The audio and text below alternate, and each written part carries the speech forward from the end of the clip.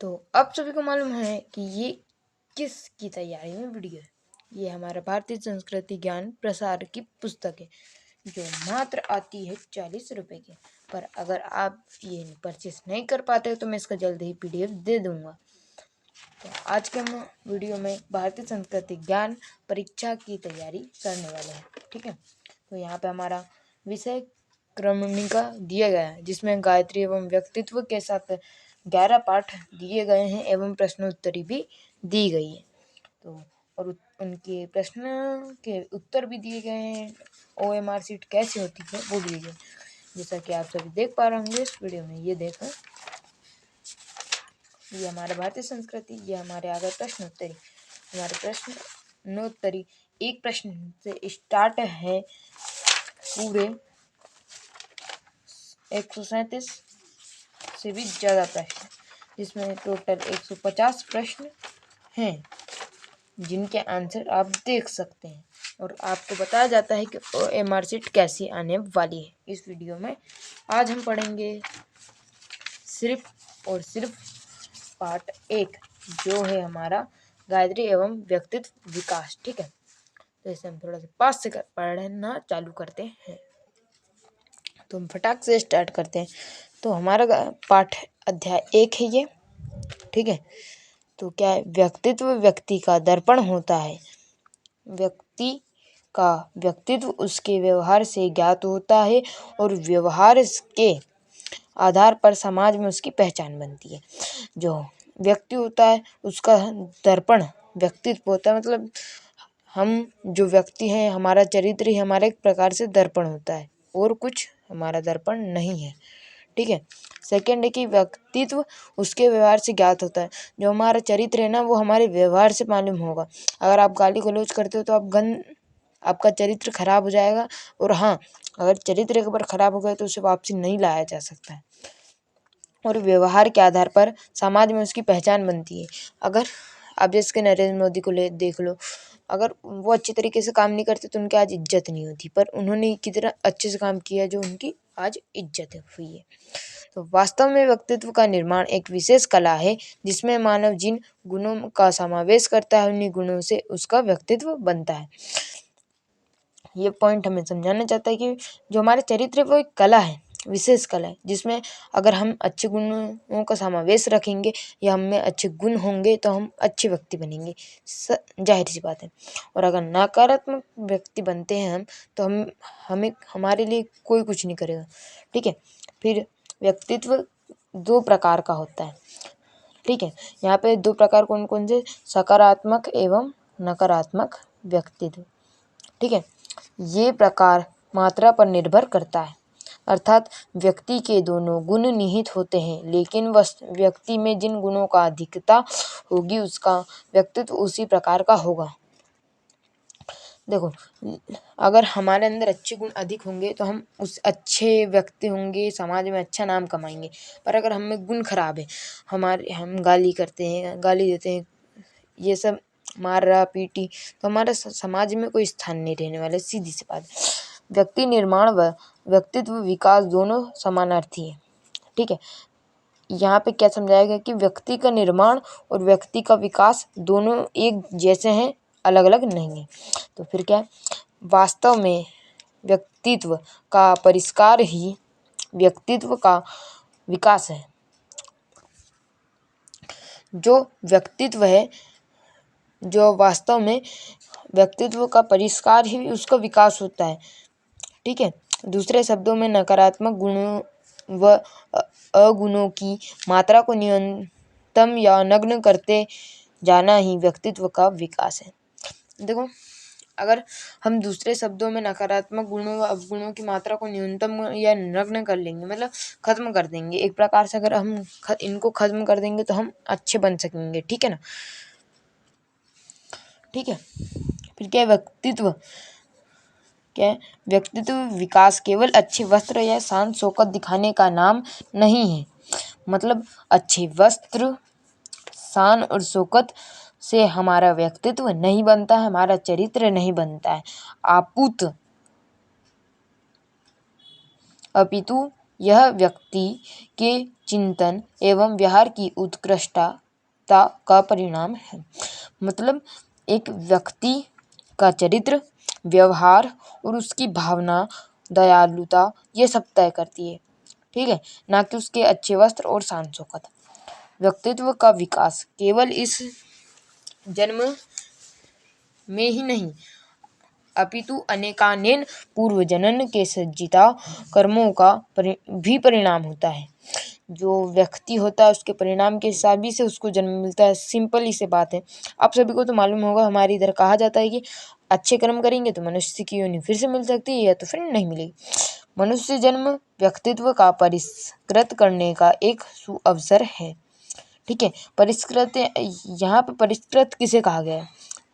परिष्कृत यानी यहाँ पर त्यागना नहीं है। मतलब जो हमारा मनुष्य जन्म है उसमें व्यक्तित्व को परिष्कृत यानी कि बढ़ावा, मतलब अच्छे गुण, अच्छे व्यवहार, ये सब यहाँ पे बताया गया। मतलब बदलाव कुछ अच्छे तरीके से, ना कि बुरे, ठीक है। व्यक्तित्व विकास सामान्यतः सकारात्मक अर्थों में ही प्रयुक्त होता है, अतः विकास की दिशा किस तरफ होनी चाहिए इसकी समझदारी हमारे लिए अत्यधिक महत्वपूर्ण है। क्या बोला गया है यहाँ पे कि जो व्यक्तित्व है उसका विकास सामान्यतः सकारात्मक अर्थों में ही प्रयुक्त होता है। मतलब हमारे अच्छे के लिए ही प्रयुक्त होना चाहिए और दूसरों को भी जिसमें बुरा ना हो। मेरे हिसाब से तो ऐसा होना था कि अगर हम एक व्यक्ति है तो हमारा खुद का भला कभी ना देखें, क्योंकि अगर हम हमारा भला देखेंगे तो दुनिया में परेशानी खत्म हो जाएगी, ठीक है। तो हमें हमारा सबसे पहले हमारा देखना, फिर दूसरों को देखो। उसकी जेब फटी है तो आपको उससे क्या? अरे वो अगर मान लो कोई भिखारी है और आप उसके सामने खड़े, आप उसको दक्षिणा मत दो, ठीक है। हालांकि इसके विकास का क्रम जन्म से पहले ही प्रारंभ हो जाता है। मतलब हमारा व्यक्तित्व, ठीक है, जो हमारे जन्म से पहले ही हमारा व्यक्तित्व तय हो जाता है। अतः माता पिता एवं परिवार की भूमिका अत्यंत प्रभावशाली एवं महत्वपूर्ण है। हमारे माता पिता और परिवार की भूमिका ही महत्वपूर्ण होती है, क्योंकि माता हमें जन्म देती है, पिता हमारा पोषण करता है और हमारा परिवार हमें सिखाता है। कुछ दशकों पूर्व समाज का स्वरूप अपेक्षाकृत सरल और सहयोगात्मक था। मतलब जो हमारा समाज था ना वो एकदम सरल था, सुखी जीवन जीता था, ठीक है। किंतु वर्तमान में आर्थिक विकास को ही सब कुछ मान लेने व विकट त्रासदी को ही जन्म दिया है। अभी जहाँ हम वर्तमान की बात करें ना तो यहाँ पर सुख नाम की कोई चीज़ नहीं है। सुख तो सिर्फ पैसा को ही कहा गया है, जिसमें नैतिक मूल्यों में तेजी से भी गिरावट होने के कारण व्यक्तित्व में भी गिरावट आई है और सामाजिक ढांचा चरमराने लगा है। तो मतलब क्या है ना कि अगर व्यक्ति के पास पैसा है, दौलत है, तो उसका चरित्र अच्छा बताया गया आज के समय में। पर पुराने के समय में क्या हुआ था मालूम है? जब अंग्रेज नहीं थे, अंग्रेज नहीं आया तो उससे पहले तो हमारा देश सोने की चिड़िया कहलाता था, जिसमें उसके बोलचाल ही सब कुछ था, ठीक है। और हमारा पैसा ही आप ढांचा है, ठीक है। ऐसे में इस चुनौती का समाधान कैसे होगा? मतलब अब जो चुनौती खड़ी हुई है इसका समाधान हम कैसे कर सकेंगे? हमें तो समाधान आता ही नहीं है ना किसी चीज़ का करना।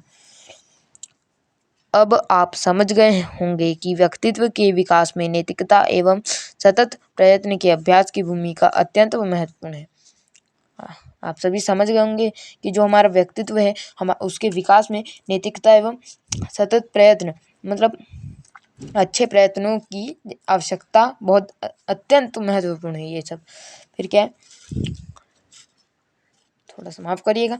परम पूज्य गुरुदेव आचार्य पंडित श्री राम शर्मा ने अपने गुरु को संपूर्ण इच्छाएं समर्पित करते हुए गायत्री साधना का अवलंब अपने जीवन में उतारते हुए जन कल्याण का संकल्प लिया। यह अभियान संपूर्ण रूप से मानव कल्याण से संबंधित है, जिसमें आत्म परिष्कार द्वारा मनुष्य में देवत्व का उदय होने के लिए मानसिक विचारों में सकारात्मक परिवर्तन लाना है दुनिया का यह एक,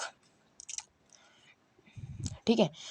तो हमारे जो पंडित श्री राम शर्मा के गुरु ने अब उनकी सारी इच्छाओं को समर्पित कर दिया था, ये बताया है। फिर क्या है, दुनिया का यह एक, ठीक है। थोड़ा सा हम स्टैंड इधर कर लेते हैं, आपको दिखना चाहिए।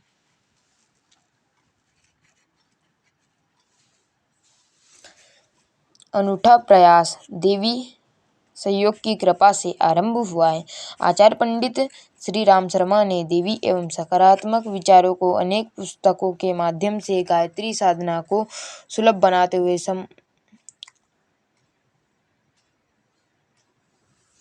समस्त मानव जाति के व्यक्तित्व परिष्कार द्वारा देवत्व को उपलब्ध होने की सर्वाधिक परिष्कृत एवं विराट योजना बनाई, ठीक है। चलो यहाँ पे आपसे एक प्रश्न पूछा जाएगा जिसका आंसर आपको कमेंट में करना है।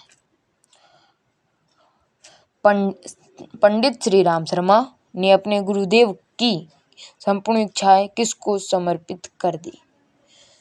प्रश्न समझ नहीं आएगा, सिंपली मैं समझा देता हूँ कि मैं कहना चाहता हूँ कि जो हमारे पंडित श्री राम शर्मा हैं, उन्होंने अपनी इच्छा समर्पित किसे की है। सीधी सी बात है, इसका आंसर आप बोल दो गुरु की।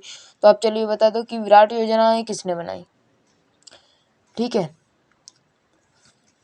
आज प्रत्येक मानव मन में बहुत उथल पुथल मची हुई है, जिसके मूल व नकारात्मक एवं स्वार्थ युक्त विचारों की श्रृंखला दिखाई पड़ती है। क्योंकि देखो आजकल कहीं पर भी चल दो, कोई आपको एक अच्छा व्यक्ति मिलेगा या फिर सब में नकारात्मक मतलब बुराइयां होती है आपके प्रति।